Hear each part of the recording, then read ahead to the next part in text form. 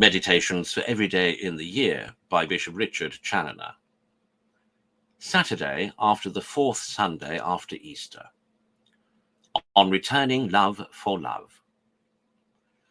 Consider first that besides the most pressing motive we have to love God by reason of his own infinite beauty and perfection, and the infinite charms that all centre in him to command our love, besides all those attractions which are found in his infinite mercy, his infinite bounty, his infinite wisdom, his infinite truth, etc., which are all infinitely amiable beyond all that can be expressed or conceived by the heart of man, besides also that all our happiness is found in him, and that his love is our greatest honour, our greatest interest, our greatest pleasure, and that which alone can bring us to our sovereign good, even to the possession of God himself. In fine, besides that the whole creation in general and every creature in particular calls upon us to love God and publishes aloud his infinite power, wisdom, and goodness to engage us to love him, a generous soul finds a most strong and urgent motive to love God in the consideration of the love that he has for us, and has had for us from all eternity, and the innumerable benefits he has bestowed upon us in consequence of his eternal love.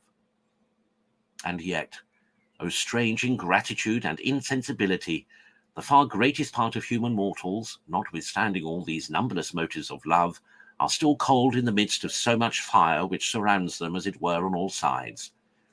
They still refuse a return of love, and still prefer the meanest of these earthly toys, and even mere filth, before their most loving and most lovely God.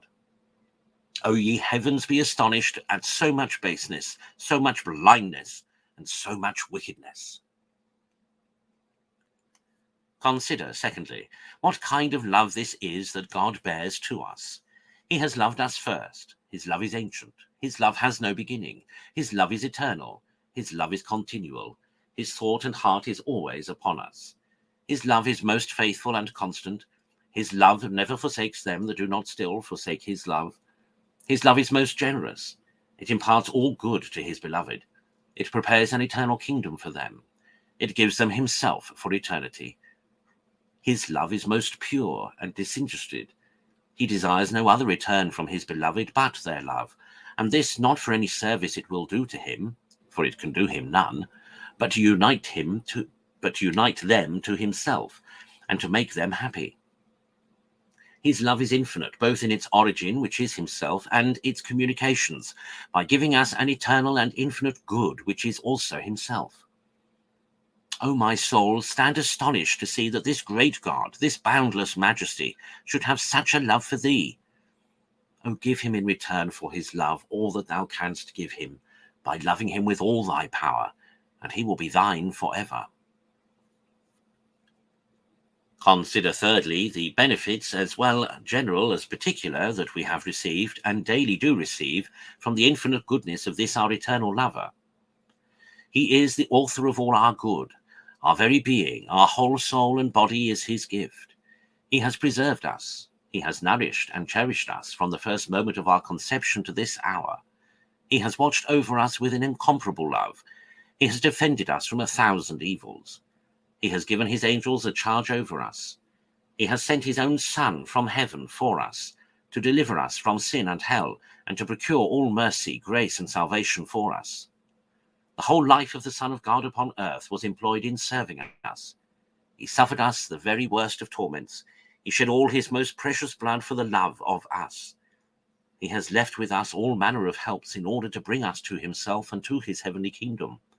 His word, his church, his sacrifice, his sacraments, his body and blood, his graces, his inspirations, etc. He has even heaped favours upon us and kept us from death and hell when we were his enemies by mortal sin.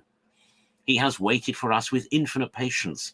He has called us back with infinite tenderness. He has received us with open arms when we have returned to him, and has mercifully overlooked all our follies, all our disloyalties, all our ingratitude and repeated treasons against him, besides many instances of his particular providence, which every one of us has met with in some part or other of our life. And shall not all these and innumerable other benefits and favours oblige us to love him? O blessed by all creatures be his goodness forever. Conclude to have thy thought and heart always upon him whose love is always heaping favours upon thee, and to make a perpetual return of love to thy eternal lover.